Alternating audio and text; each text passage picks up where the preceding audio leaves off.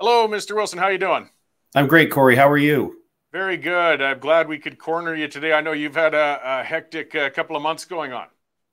Yes, it's been the adventure of a lifetime for sure. 19 days on the ground in Ottawa. Uh, very long days. It would be a couple of movies to tell you all the things that happened and what we were dealing with on the ground.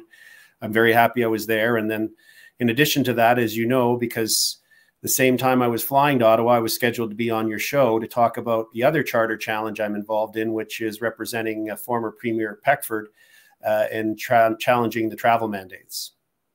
Yeah, no, you've had a lot on the go. So maybe I want to clarify because you've just kind of been all over the place. Are you still then active in representing some of the convoy organizers or the convoy itself? Yes. In fact, there's a court application going ahead this afternoon in Ontario relating to some of the donated funds. It's earlier this week, we were focused on getting Tamara Lich out of jail because remarkably, she was jailed for longer than most people would be for serious crimes.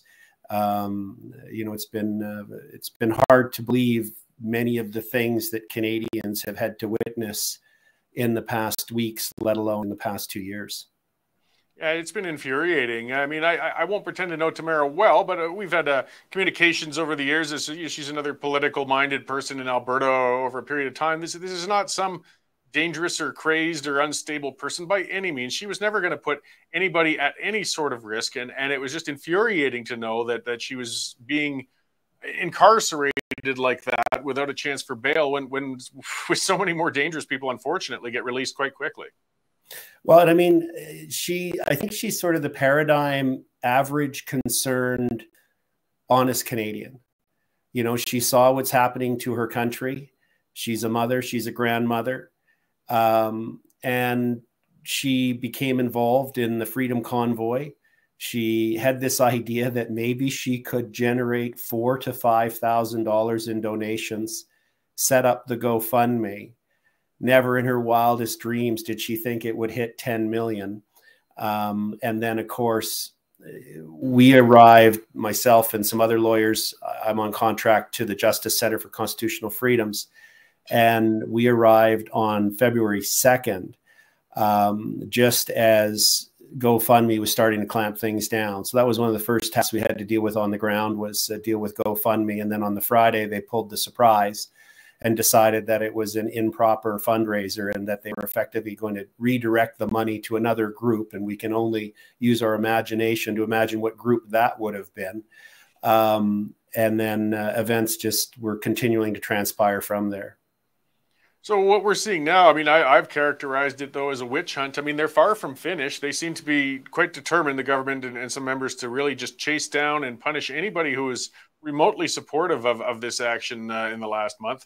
I'm just kind of curious, though. I understand it's an absolute right for a person to have counsel and an attorney represent them. But I mean, our rights seem to be sort of fluid things these days. Have you, as a lawyer, or has the JCCF gotten any pressure because you guys have been at least legally supportive of the convoy organizers? Well, it's been uncertain, you know, and there were times when I was on the ground and acting as a liaison with the police, both the city police, the Ottawa City Police, and the OPP. And especially when the raids started, you know, it wasn't out of the realm of possibility that I was going to find myself arrested, just because so many of the rules are out the window right now. It's very difficult as a lawyer to give advice because, you know, I would get the question from the truckers. Well, even all of them who had their bank accounts frozen. Like, think about that, what that meant. And these, you know, I've been watching the House of Commons committees dealing with this, and the level of misinformation or completely inaccurate information is startling. There was testimony earlier this week that the RCMP had contacted each of these people before they froze their bank accounts. That is simply not true. These people found out that their bank accounts were frozen by getting phone calls from spouses saying, hey, I can't pay for the daycare, or I just went to pay for the dentist, or I can't get groceries, or the credit card doesn't work. You know, and think about that. These people, it was, we quickly concluded, working with the 9 that I had that had their bank accounts frozen, that they would have been better off in jail. The reason they would have been better off is their spouse's paycheck went into that black box. They could not pay for anything. They couldn't pay for their mortgage. They couldn't get fuel. They were stuck. You know, to think that that happened in Canada, not China, not Venezuela, but Canada, is still shocking. Oh, it's horrible. And yeah, I mean, people got to think about that. My wife and I have joint accounts, things like that. Maybe I'd pull a stunt that Jane might not agree with, and suddenly our account's frozen. Well, she's getting punished for something she had absolutely nothing to do with. I mean, again, even if it was a sole account, we've got some issues here on why, you know, my accounts should be frozen. But the blanket punitive approach this government has taken on this has been horrific. Have they started lifting the holds on some of these accounts at least yet? Yeah, they did. Some of them are lifted. The individuals, for the most part, have been lifted. And, you know, if I could, Corey, just to step back, because you can imagine I've had to reflect on what's going on here. Why did this happen? And I honestly think that what happened is the government just cannot, those in power, so the prime minister and those around him, just could not accept the notion that a large number of Canadians fundamentally disagree with what the government's been doing, that a large number of reasonable Canadians of all ethnic backgrounds and all skin colors disagree and are deeply troubled about government overreach, to the point where this convoy took on such size and scale and spontaneity, and the donations, that it bothered Trudeau and others so much that he was prepared to use everything in his arsenal, jailing people. And if you've seen the videos, sending the goons in to beat Canadians up who were at the protests, seizing and freezing them out of life and the economy through their bank accounts. The notion that Canadians would stand up to the government is something that Trudeau obviously finds both so repulsive and threatening at the same time, that he was prepared to invoke the Emergencies Act for the first time in its existence. And I really think that's what went on here. And it's deeply troubling, because the ability to criticize government, the ability to ridicule government, is fundamental. I advise my clients at one point, just start practicing what they do in North Korea. Wake up every morning and say, "Oh, dear leader Trudeau, you are the greatest," and cry for him. You know, maybe he'll have some mercy for you. I'm being sarcastic, but it's serious, because there's been no repercussions for the government for doing this. What incentive do they have not to do it again? What disincentive do they have? So there's a journey ahead, and the fight's not over. And I think more and more Canadians need to ask some serious questions about the conduct of their government and the direction that it's taking the country. Yeah, well, the concentration of power in the Prime Minister's office, I mean, to think that, and a lot of people, I think, agree. I mean, there were Liberal members even who didn't support the bringing in the Emergencies Act, and obviously didn't last very long, because they realized it wasn't going to withstand very long if they tried to keep it in there.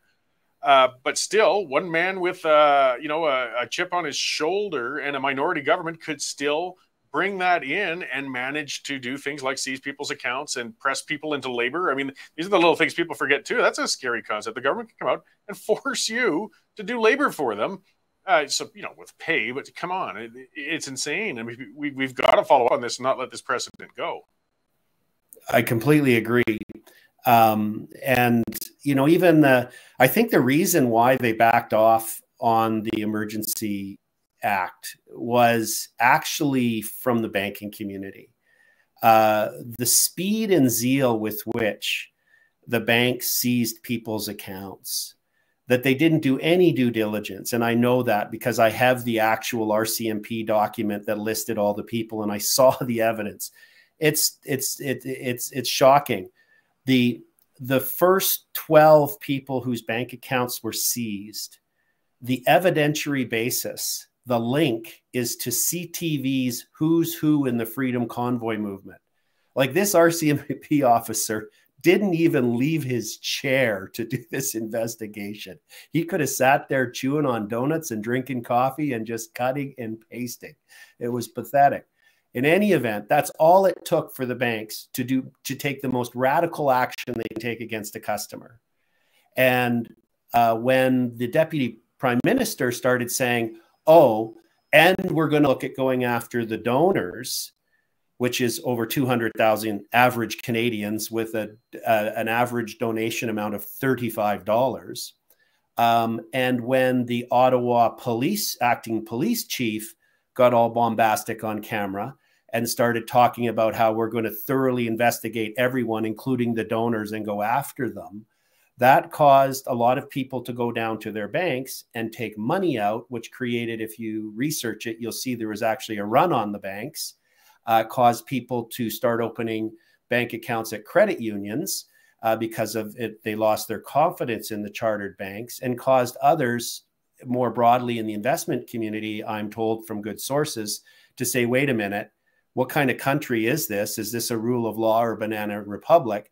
And we know which direction this prime minister's taken us. So it wasn't the threat of losing a vote in the Senate, I'm told. It was the pushback from the international finance community and the big banks realizing that they probably were a little too enthusiastic in going along with the government that actually caused both them to lift the freezes on the personal accounts, as well as to discontinue the Emergencies Act proclamation. So you've got a whole lot of irons in the fire now. I mean, it's great to know Tamara Lich at least is at home now, you know, to await following through and trial, I would imagine, and things such as that, which is going to be a long process. But she's still facing some, I mean, they call it counsel to commit mischief, but there could be some very serious penalties as light as the charges sound. She's facing some very possible long jail terms. Well, I don't think she is. And I appreciate that on its face, you know, you read the criminal code, it's like anything. You can look at the maximum fine or the maximum penalty and become concerned. The government and the politicians and the city officials, the police, they just never got their head around basic things. You know, so one of the issues was the injunction against honking horns. Tamara Lich has never owned a semi-truck. She doesn't own a semi-truck. She doesn't have an air horn. Most of the people listed in some of these legal proceedings don't own trucks. There's this sort of narrative that the government created and is acting out on it despite the evidence of what really happened on the ground. But what's more concerning for me with respect to the government conduct and the actions they've taken against Tamara is if you have a chance to review the bail conditions, it would make Putin envious. And I mean that seriously. She is not allowed to criticize the government. She is not allowed to criticize or speak against COVID-19 restrictions or do anything in support of the freedom movement. She's not allowed to be on social media. She's not allowed to directly or indirectly communicate or support with anybody in those things. Even Putin's strongest critic, who's in jail, Valavi, this week from jail called on Russians to protest in the street. Tamara can't even say that as a Canadian. Apparently, according to Trudeau on Tuesday, Valani assisted the Canadian government in identifying 10 oligarchs that could be added to the sanctions list. Tamara can't do that in Canada. It's remarkable that in Canada, our government is so afraid of Tamara that they have placed this unprecedented gag order on her. And just so we're clear, she's not home yet. The Crown prosecutor, during one of the bail hearings, said, well, why are you driving home? Why don't you fly commercial? And I'm like, are you kidding me? There's a travel ban because the Canadian government won't let her get on a plane. So it's been, you know, it's been exasperating, the nonsense here, but it's serious. And those bail conditions are going to be appealed. They're outrageous. They violate. So first, her right to travel and mobility has been violated. Now her right of association, freedom of expression, etc., is being violated. We've got to keep fighting for our charter. It's there for a reason. And but it's a serious time we're in. So yeah, getting back to the higher level of things, and this happened prior to you going to Ottawa. You'd already gotten involved with Brian Peckford and bringing forth a charter challenge. How is that moving along? I mean, what sort of timelines are we looking at? I mean, the pandemic restrictions and everything may all be over by the time this gets through the courts, but it's still very important that we establish, what our rights are and make sure the government can't overreach like this again. Exactly. Interestingly, I can report to you that about an hour ago, I wrapped up a hearing before the federal court on that very question. We're going to have all our evidence in this week. We've got some tremendous experts, medical experts, Dr. McCullough, Dr. Bridle, and others to help us demonstrate that there's no proportionality here, that the science now shows that it doesn't, this whole idea that somehow by banning Canadians from getting on planes and traveling within our country or leaving our country and coming back into it, banning Canadians that are unvaccinated somehow makes Canadians safer is just patent nonsense, not supported by any evidence or science. And it's purely, as I think we all know, a punitive measure as part of Prime Minister Trudeau's insidious division, politics by division. So where we're at is over the next few months, there'll be the exchange of evidence. We're trying to have the case heard this summer, but the court's saying they're full, and I have to believe that to be true. They're experiencing lots of charter challenges right now. This is the federal court. But we will get it to the court as soon as possible. All of the council are committed to that.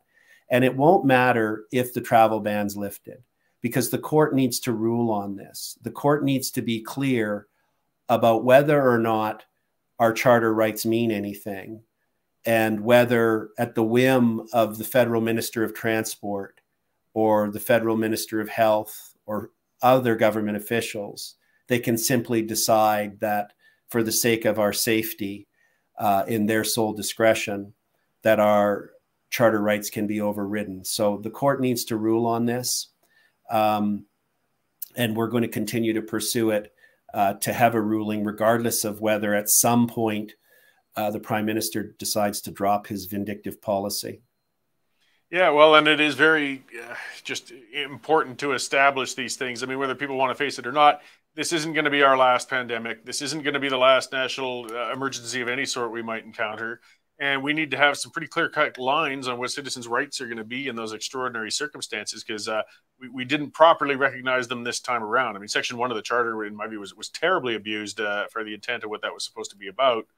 So I appreciate what you have been doing. I mean, like I said, you've got your hands full, you and the JCCF. Where can people find more information on what you're doing and help support you to, keep up these challenges and defending some of those people who have been charged for taking part in the protests? Sure, and we could sure use help, because there's several lawyers, not just myself. I'm very fortunate to have two different teams of lawyers. One team on the Premier Peckford's challenge for the travel mandates, as well as another team with the several legal issues that we're dealing with for the Freedom Convoy.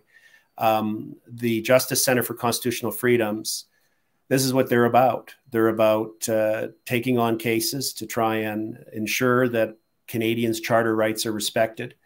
If you go to their website, the Justice Center for Constitutional Freedoms website, you can donate, and you can also decide which particular charter or constitutional case you want to support, and you can direct your support. And because it's a registered charity, you also can receive a charitable receipt that can help you at tax time.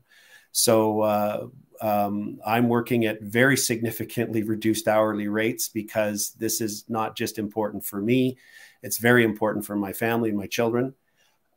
So I'm donating significantly to it, and I'm happy to do that. And we could certainly use the support so that we can bring the horsepower that we need to run all of these cases right through to the Supreme Court of Canada, because that's what we need. Interesting, Corey, one of the things that the truckers have been calling for is a public inquiry. that we need to have a public inquiry into governments, provincially and federally, handling of COVID.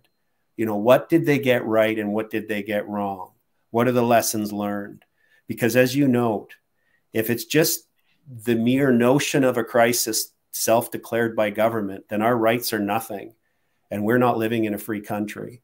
So we really need to get to the bottom of what happened so that we can hopefully learn from it and get back to the Canada we once had, where rights were respected and government considered itself having limits on how it could interfere with our lives and our families. So we're trying to do important work at the Justice Center, and support is very welcome.